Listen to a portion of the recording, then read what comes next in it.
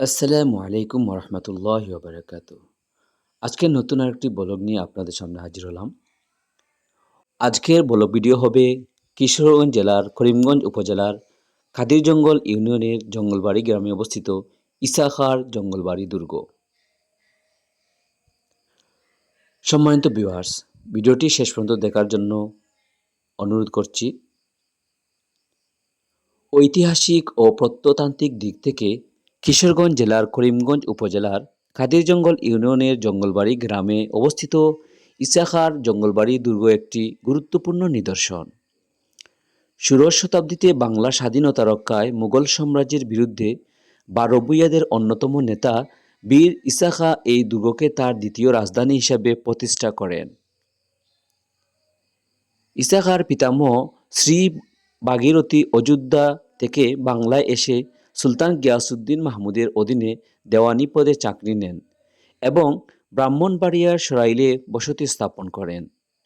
শ্রী ভাগীরথীর মৃত্যুর পর তার পুত্র শ্রী কালিদাস গজদানি ইসলাম ধর্ম গ্রহণ করে সুলাইমান খান নাম ধারণ করেন এবং সরাইলের জমিদারি লাভ করেন।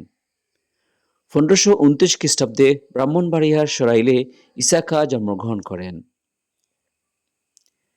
ঈসা খাঁ মুঘল সেনাপতি ময়মনসিংহের সঙ্গে যুদ্ধে পরাজিত হয়ে সোনারগাঁও থেকে কিশোরগঞ্জের জঙ্গলবাড়িতে রাজধানী স্থানান্তর করেন।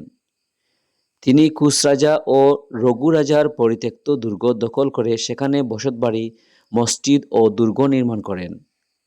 জঙ্গলবাড়ি দুর্গের চারদিকে পরিখা খনন করে নরসুন্দা নদীর সঙ্গে সংযোগ স্থাপন করা হয়, যা দুর্গকে একটি গোলাকার দ্বীপের মতো রূপ দেয়। বর্তমানে জঙ্গলবাড়ি দুর্গ প্রত্নতত্ত্ব অধিদপ্তরের তত্ত্বাবধানে রয়েছে। 2005 সালে স্থানীয় প্রশাসন দুর্গের ভেতরের দরবার কক্ষটি সংস্কার করে ঈসা খাঁ স্মৃতি জাদুঘর ও পাঠাগার স্থাপন করে। ঐতিহাসিক এই স্থানটি বাংলাদেশের ইতিহাসে ঈসা খাঁর অবদান ও বাংলার স্বাধীনতার সংগ্রামের স্মারক হিসেবে গুরুত্বপূর্ণ। তবে যথাযথ সংরক্ষণ ও সংস্কারের অভাবে এই ঐতিহ্যবাহী স্থাপনাটি ধ্বংসের মুখে পড়েছে। সরকার ও সংশ্লিষ্ট কর্তৃপক্ষের উচিত এই ঐতিহাসিক নিদর্শনটির সংরক্ষণে প্রয়োজনীয় পদক্ষেপ গ্রহণ করা। ধন্যবাদ জানাই সম্মানিত ভিউয়ার্সদের এতক্ষণ আমার বড় ভিডিওটি দেখার জন্য।